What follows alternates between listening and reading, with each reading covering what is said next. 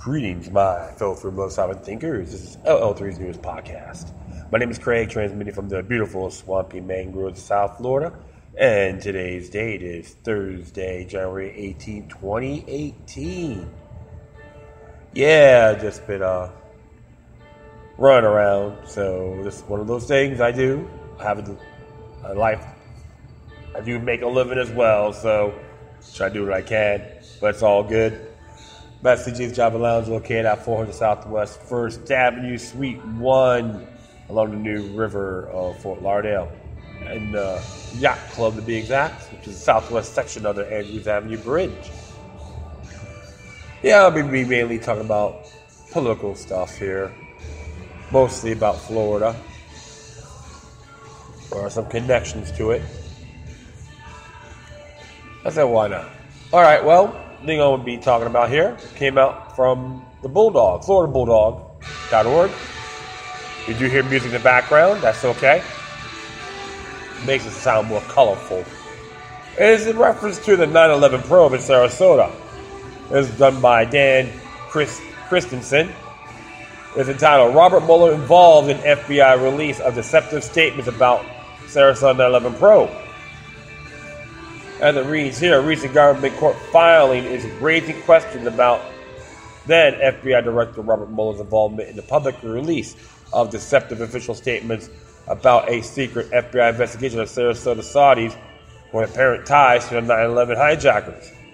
The misleading statements issued by FBI officials in Miami and Tampa were made within days of September 2011. Florida Bulldog story disclosed the existence of the investigation, reporting that Congress had been kept in the dark about it. I'm not too surprised at all. The statement sought to discredit the story, asserting that agents have found no connection between the Sarasota Saudi family and the 9/11 plot. In fact, the FBI's own files contain at least 3 reports said the opposite. The agents found many connections between the family and individuals associated with the terrorist attack on September 11, 2001. The FBI released those reports later amid continuing Freedom of Information litigation brought by Florida Bulldog. Mueller, now the special counsel overseeing the investigation into alleged Russian efforts to interfere in the 2016 presidential election, is referenced in a document index created in late November by the FBI at the direction of U.S. District Judge William J. Zolt of Fort Lauderdale. The index was compiled with Zolt explained the FBI to explain where in its complex file system it had located about 80 pages released earlier in the 6-year-old FOI case. The FBI has produced an additional 8,000 classified pages in Zolt's private inspection. The judge recently indicated he completed this 3-year review of those records, but has given no hint as to what they say. That's right, so all you Mueller fanatics out there still have that fashion with the Russian collision and Donald Trump, better be paying attention. Flurry of 9/11 related activities. News of Mueller's involvement comes in amid a flurry of 9/11 related activities, and not just in Fort Lauderdale. Today, January 18th, lawyers for thousands of survivors, relatives, and other victims of the 2001 Al-Qaeda terrorist attacks will appear in federal court in New York City to argue against Saudi Arabia's renewed motion to dismiss their long-running lawsuit against it and other matters. Very interesting indeed. But right now, I just see Saudi Arabia as the fall guy. It goes deeper than that, and I've been saying this for a good long time, even though some of my loyal listeners know where I'm coming from. Last week in Atlanta, attorneys for Florida Bulldog replied in a federal appeals court to government arguments that seeks to block the further release of records of the 9/11 Review Commission. The filing also opposed the FBI's efforts to overturn rulings by Miami U.S. District Judge Cecilia Altanaga that would require the FBI to restore the names of agents and others whose names were redacted from documents released earlier on privacy grounds.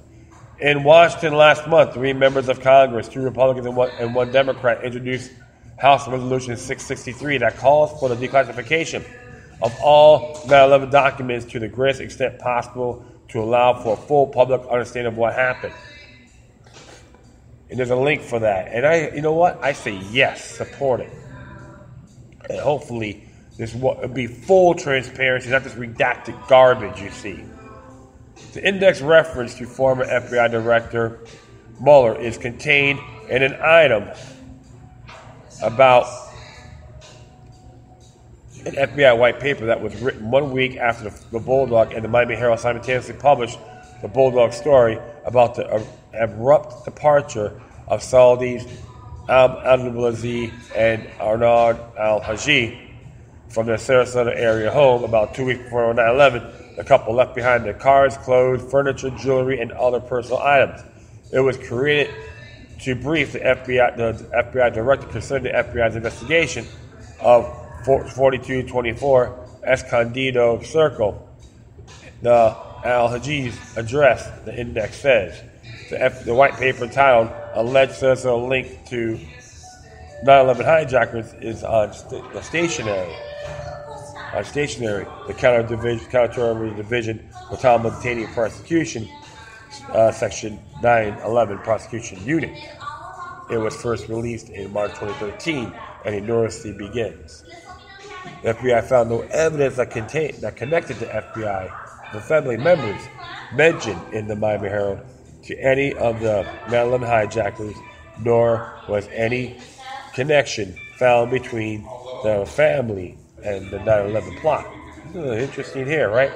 Same day announcement.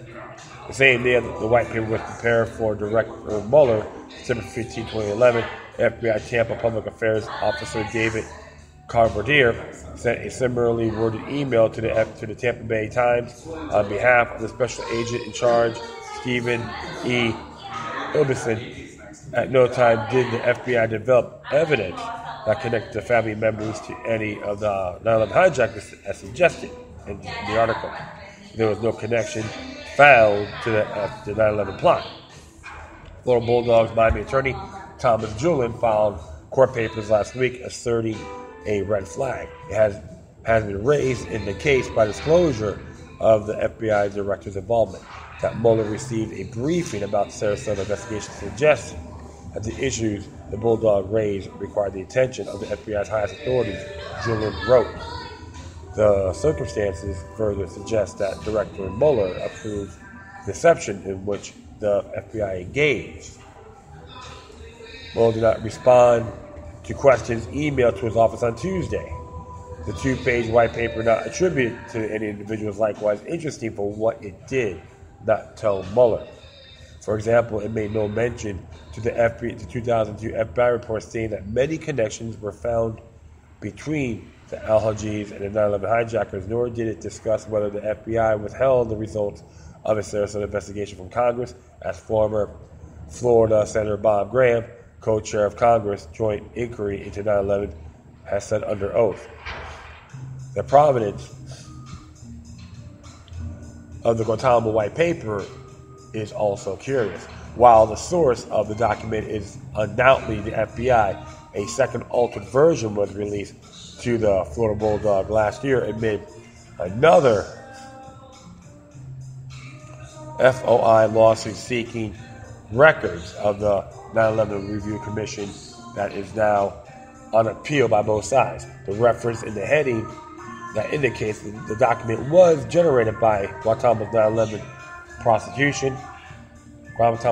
prosecution unit is missing. No explanation for the differences was given. The white paper appears to have been written in response to a September 14, 2011 request for information about the Sarasota investigation made by Senator Patrick Leahy, Democrat from Vermont, then chairman of the Senate Judiciary Committee, to Mueller, and then Attorney General Eric Holder. More than 2 months later, on November 22nd, Assistant Attorney General Ronald Weiss sent Lee a response that perpetuated the FBI deception about its Sarasota findings. Contrary to suggested in the media's report, the FBI did not develop any evidence that connected the family members to any of the 9/11 hijackers or the 9/11 plot. And there's other related posted here as well. Well, very interesting here indeed. Some hidden information, I would say, right? Censorship at its finest. Well, I'm pretty sincere that Mueller is a shyster for a very long time. So he had a lot of things to hide. So the whole Russian collusion thing wasn't the Mueller was a distraction. Yes, you're talking to a man that calls it what it is, and not a worshiper of the president. He's a servant, not my Lord and Savior. That's to be very sincere. And you look at House Resolution 663.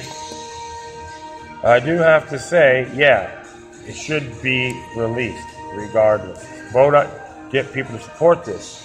It is absolutely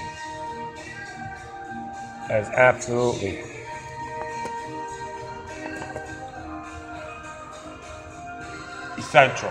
So, I want to see if I can get this in the PDF format.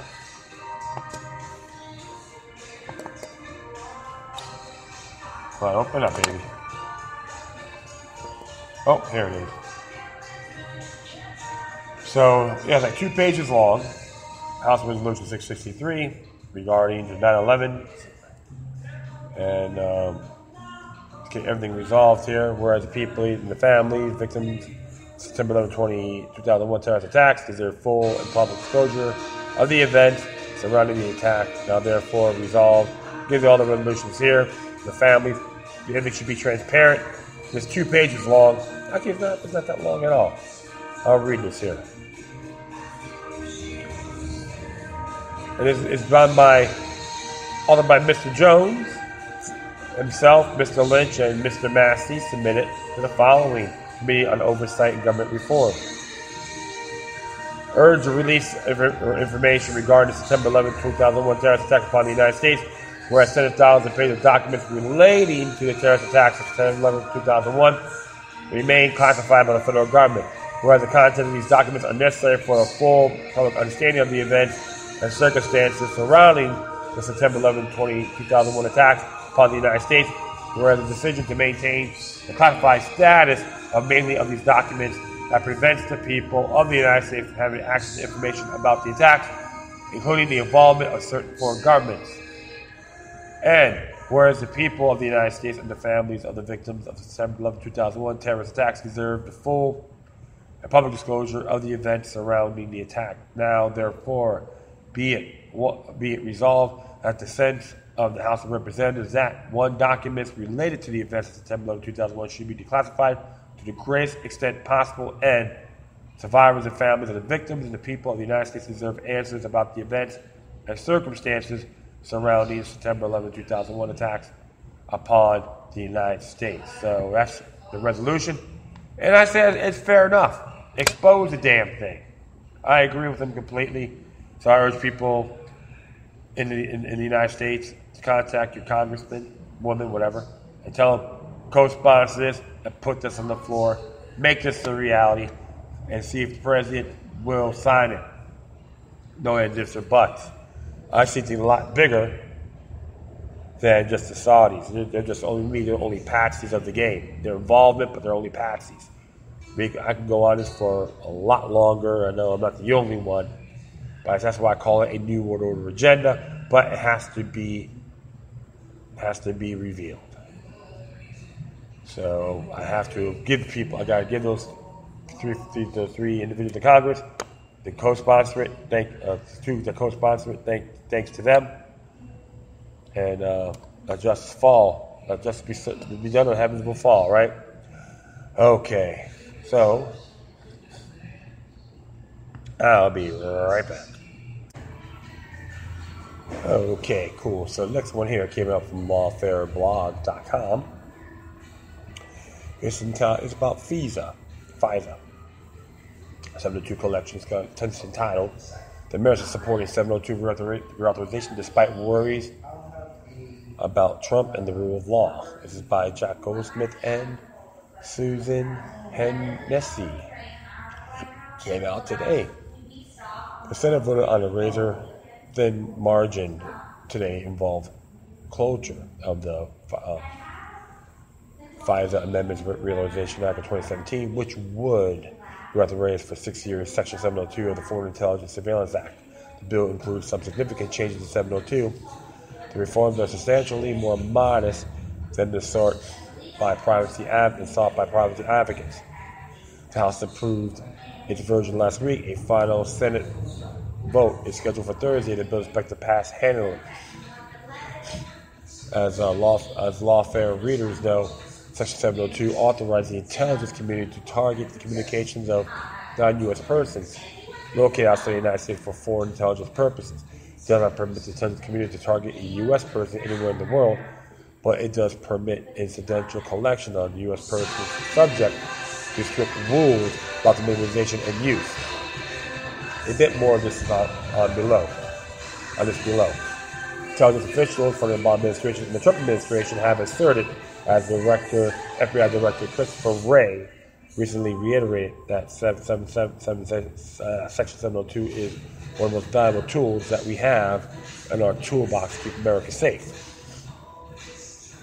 As a reauthorization of Section 702 has been considered, a media has circulated suggesting that there is a tension or contradiction or worse between supporting 702 reauthorization and worrying about or criticizing President Trump's commitment to the rule of law.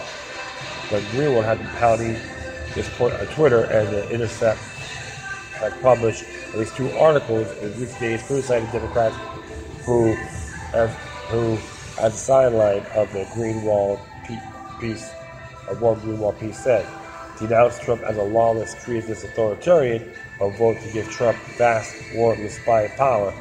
Many others have voiced similar points.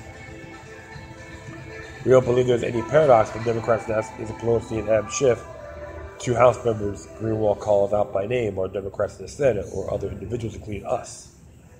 Both support 702 reauthorization and oppose Trump's lawless and norm-breaking tendencies. What others see as a paradox, we see as a ringing endorsement of the value of 702 and the rigor of the constraints on the program. No member of Congress has been more critical of President Trump's rule of law difficulties than Schiff. He's a ranking Democrat on the House Intelligence Committee and one of the most knowledgeable and informed members of Congress on intelligence matters. Schiff has not hesitated to be critical of the intelligence community practice when he sees fit. He has watched the 702 program up close for many years, codified studies in his oversight role. He knows well its virtues and its warts.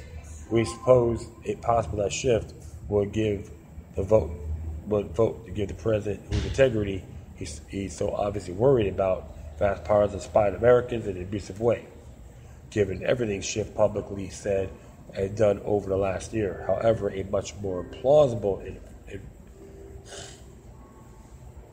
inference is that he knows not only how valuable the 702 program is, but also how law constrained and carefully controlled and monitored it is. He and the other Democrats who support reauthorization and many Republicans who worry a lot about President Trump's yet support reauthorization have a high degree of confidence that the National Security Agency and the U.S. intelligence community more broadly cannot and will not abuse the 702 tool, even if they harbor concerns that Trump might decide to do so. They know that 702 is deeply embedded in a reticulate legal system run by most career public servants and supervised by all 3 branches of the government, including numerous agencies in the executive branch, congressional intelligence committees, and the life tenure members of the FISA court. In short, the answer to Greenwald's puzzle about Trump's critics voting for 702 reauthorization is that the NSA and FBI are remarkably immune from inappropriate presidential meddling. Interesting there, but I'm not too crazy about Schiff anyway, because he's not a freedom person. He's anti-freedom. All right, so that's basically more my homework on demand. But I'll continue on here. More broadly, one would underappreciate developments in the post-Noda revelations era is the absence of credible allegations of political or venal use of 702 authorities. In essence, the public evidence confirmed that the problems that used to bedevil secret electronic surveillance through the Hoover-Nixon era, namely senior political figures, employed intelligence agencies, and tools for inappropriate, abusive for political purposes, have been resolved by a robust legal regime of oversight and reporting. When Senator Elizabeth Warren points to the surveillance abuses directed at Martin Luther King Jr. to argue against 702, she actually highlights the opposite point. The massive transparency, both voluntary and involuntary, over the past few years about how 702 operates that has not been abused for domestic political spying, and implies that 40 years of post-Hoover legal reform are largely a success. So, not without hiccups. The fact that President Trump has not focused his abusive energies on intelligence collection and the treatment of the efficacy of the legal and cultural constraints on electronic surveillance. Instead, Trump has, as our colleague Benjamin Witte predicted long ago, focused those energies on trying to manipulate Justice Department law enforcement practices where the fabric of the regulation guaranteeing independence from political manipulation is much less dense. We acknowledge that the program has raised hard legal questions as well as difficult compliance issues, primarily involving about collection. But these problems were identified by the system itself long before the issues became public and the practices were fixed or terminated.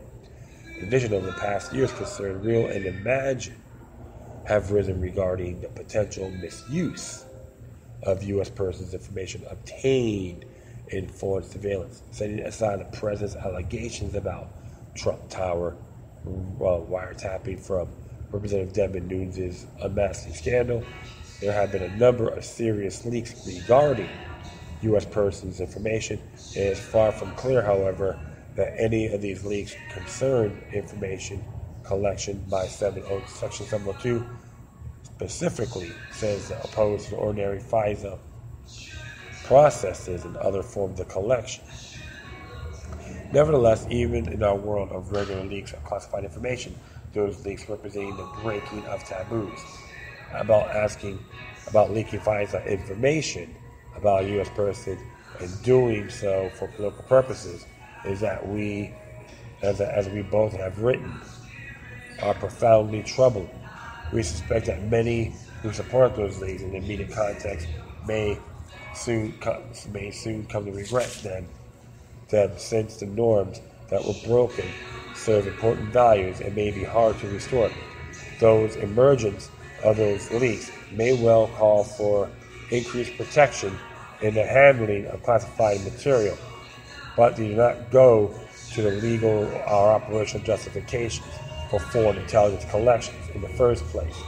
It is reasonable to argue that at some point that the government cannot be trusted to responsibly prevent privacy-harming leaks of the fruits of the incidental collection, then greater limits should be placed on such collection.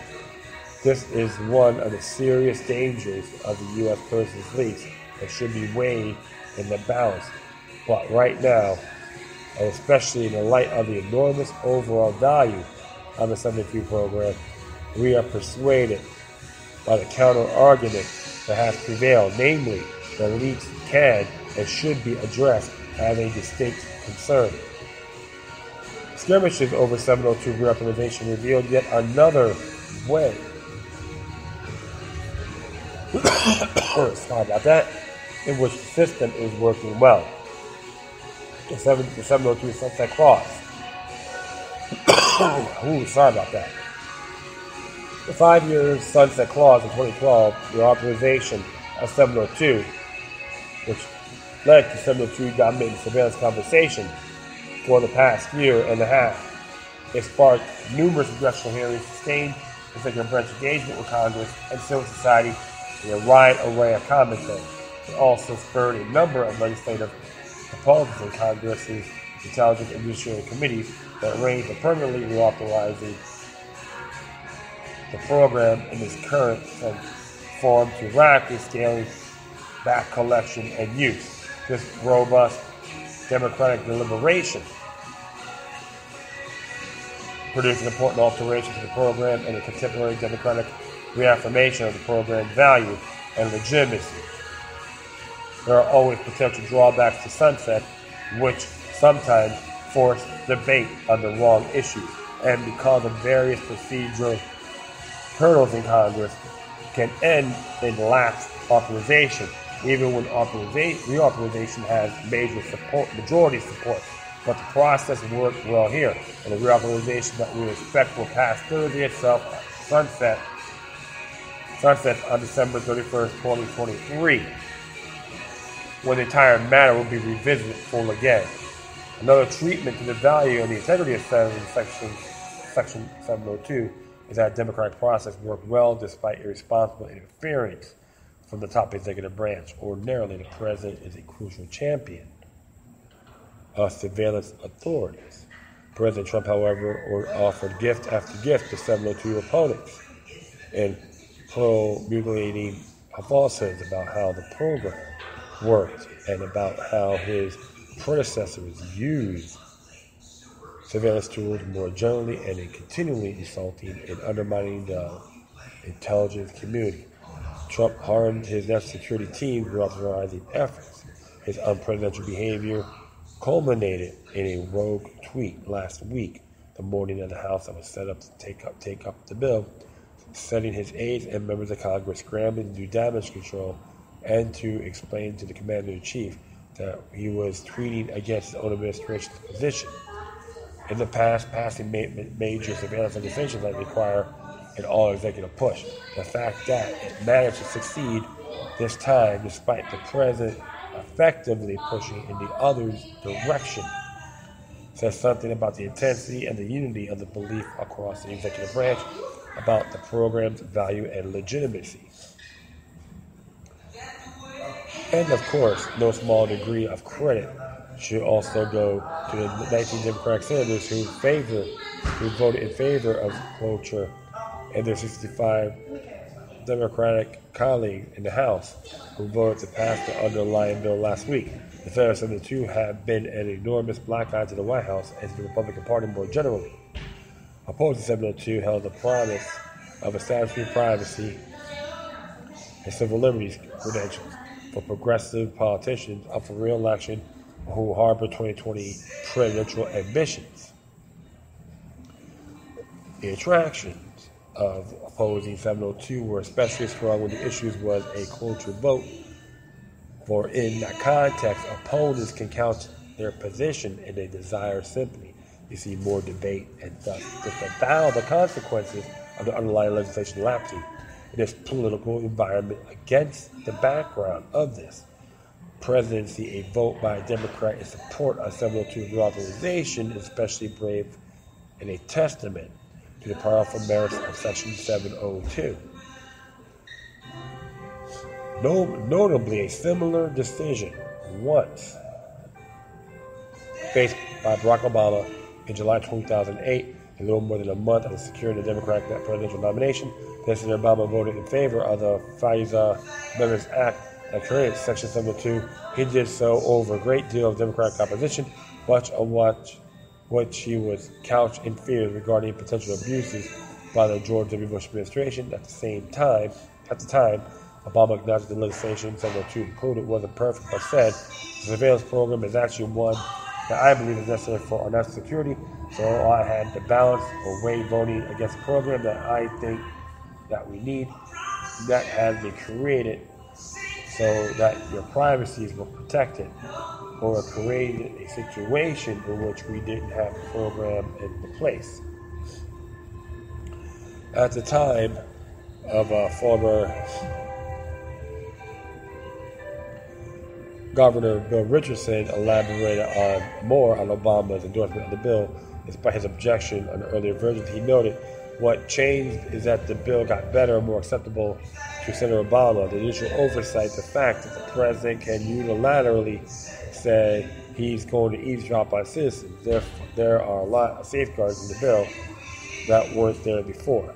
The choice Obama faced in 2008 is essentially the same choice that Congress faced today, a decade later. Section 702 has survived the test of time by both keeping Americans safe and imposing significant safeguards to protect their privacy and civil liberties. It's exactly the kind of program that you want to have if you worry about less security and a president who might want to abuse the intelligence collection. Well, these things may sound dandy, but how is it going to be implemented?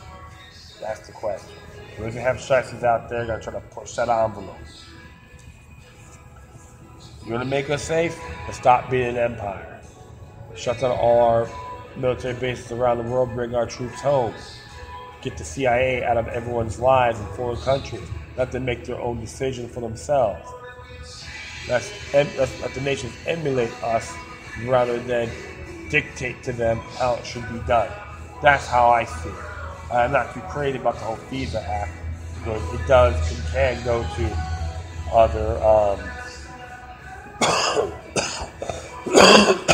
sorry about that. Other hands to the wrong people. You got shots from the government, you can never trust them, but watch them. So that's something you gotta look at, my friends. See things on all sides. Like I'm not crazy about the whole surveillance myself, so I'll be very frank. And I know, like I said, just sometimes politics is usual, right? Absolutely. All right. Next came out yesterday from the government executive, which is governmentexec.com. It's entitled TSA Officials Faulted for Favoritism in Handling of Sexual Harassment Case. It's by Charles S. Clark. 3 top officials at the Transportation Security Administration came in for criticism by an inspector general for sidestepping the normal investigative process to save the job of an underlying accused of sexual misconduct. The newly released redacted report on January 8th from acting Homeland Security watchdog John Kelly gives lawmakers requested details on a 2015 case where an assistant administrator of intelligence was investigated for an inappropriate workplace relationship. Though the first investigator recommended that the employee be terminated, several higher-ups intervened to instead give him a lateral transfer at the same pay. DHS OIG's review determined that TSA senior leaders deviated from standard policy and a practice in a number of key respects, indicating that the senior executive service employee received unusually favorable treatment in the resolution of the disciplinary matter. The IG wrote, "Our review specifically found that former Deputy Administrator Mark Hatfield, Chief Counsel Francine Kerner, and former Office of Professional Responsibility Assistant Administrator Heather Book each interfered with the disciplinary process in a way that circumvented the very TSA policies and procedures that were established to prevent favoritism in such circumstances. The case, dating to late 2014, began with an anonymous complaint that the employee was engaged in an inappropriate relationship with a subordinate employee, and that he violated TSA's hiring policies when hiring a colleague outside the competitive process. The interviewers used a controversial tactic to elicit information. During the interview, investigators repeatedly asked whether he had engaged in an intimate or sexual relationship with Jane Doe, including whether he ever sent her any communications of a sexual nature. The employee denied having done so, calling his relationship with Jane Doe not romantic, not sexual, but the interrogators then produced an email the employee had sent to Jane Doe using sexually explicit statements. The employee then admitted to having an emotionally intimate relationship with her that he conceded was inappropriate for the workplace. His communication with her continued even after she asked him to stop contacting her for non-work reasons.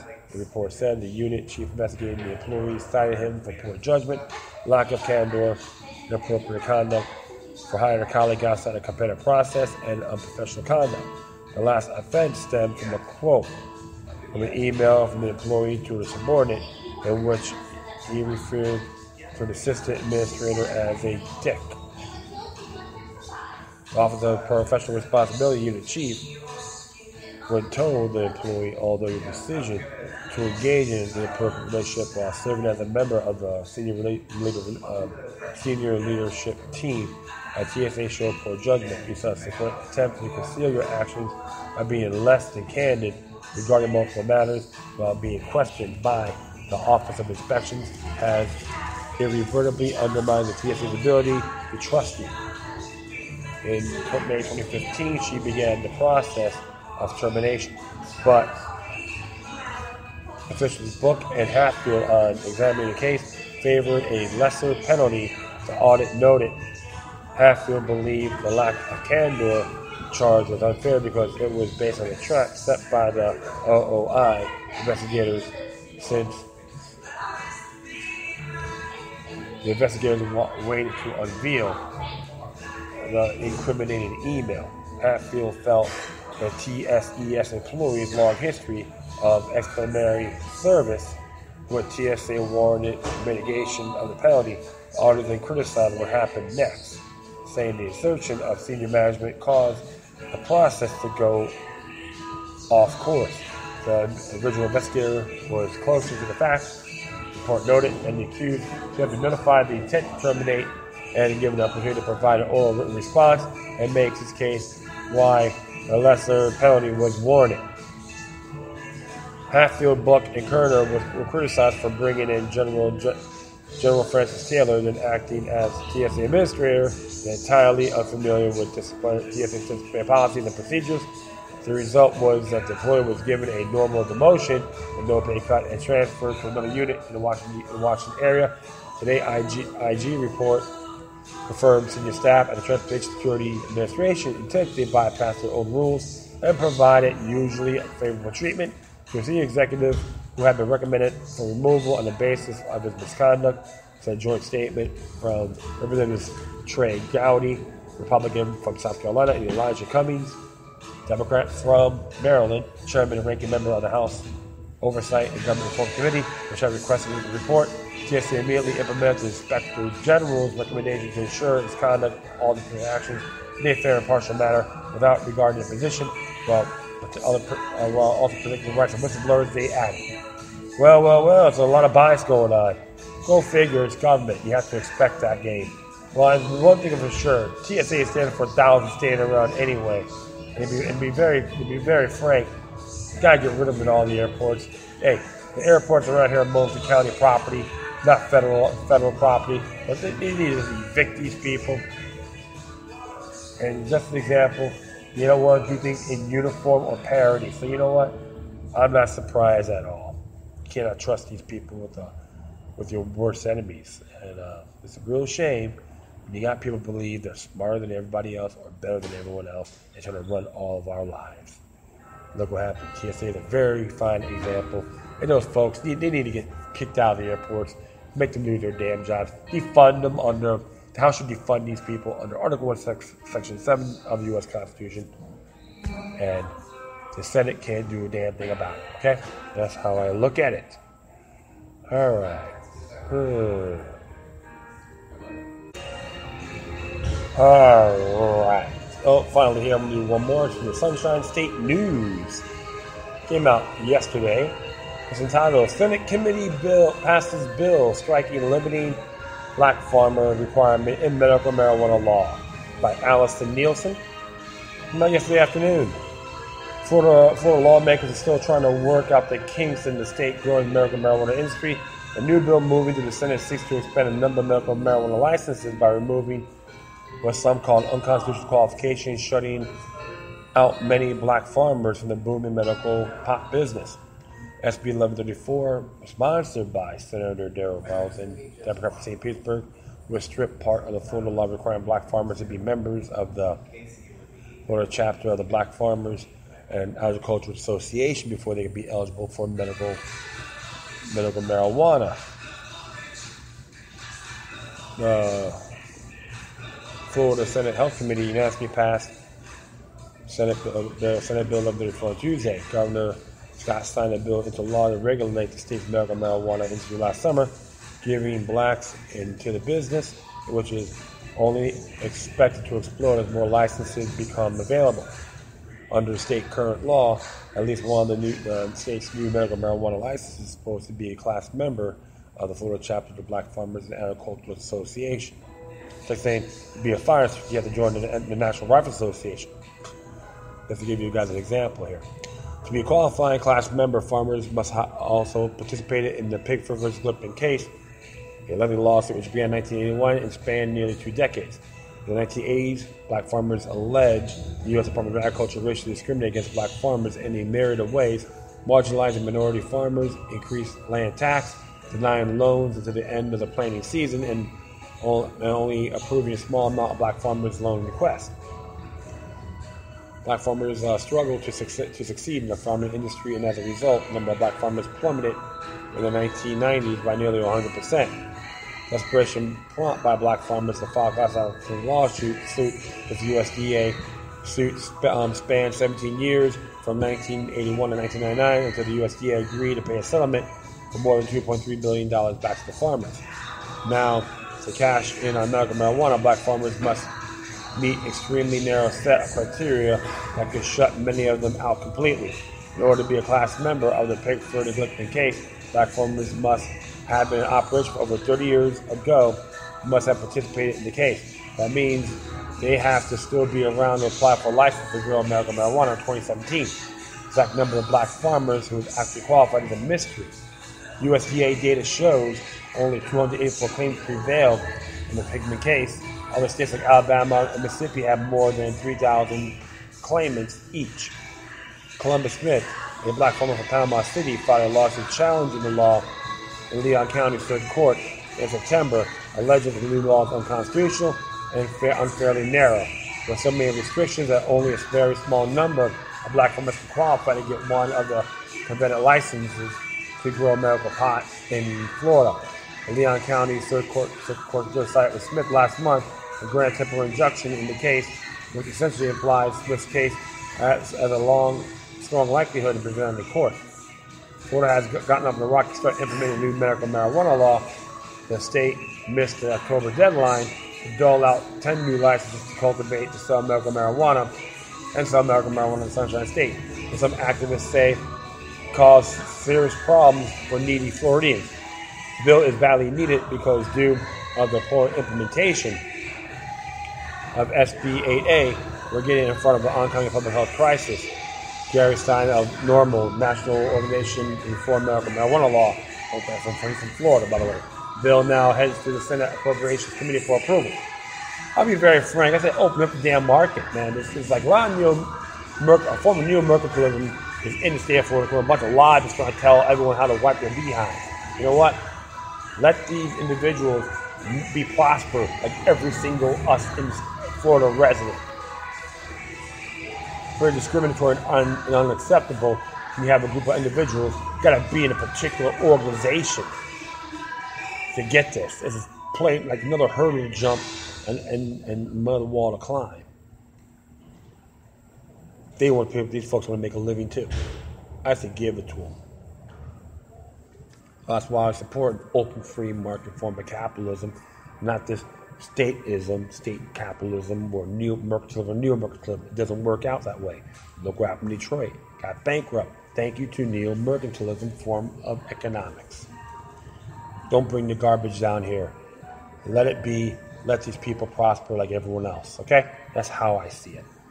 All right, my friends, that's it. I would thank everyone for listening. But feel free to download and share us on your social media network. If you have any questions, comments, or you want to see something that's interesting you want to check out, whatever you do, please address the correspondence with decorum. You keep me on Facebook, Twitter, Google+, Spreaker, iHeartRadio, Tumblr, YouTube, Freedoms Network, Minds.com, FutureNet.club, Patreon.com/Local3. If you want to be a patron, that'd be great. Hit me at Gab at .ai. Or you can email me at lookyluck3 or to the encrypted ones, lookyluck03@protonmail.com. All right, my friends, once again, thank you for your time. But always remember that demoniac resistance is healthy for the soul and can liberate humanity. Until next time, take care of yourselves. Keep on spreading love, and may your guardian spirits be with you.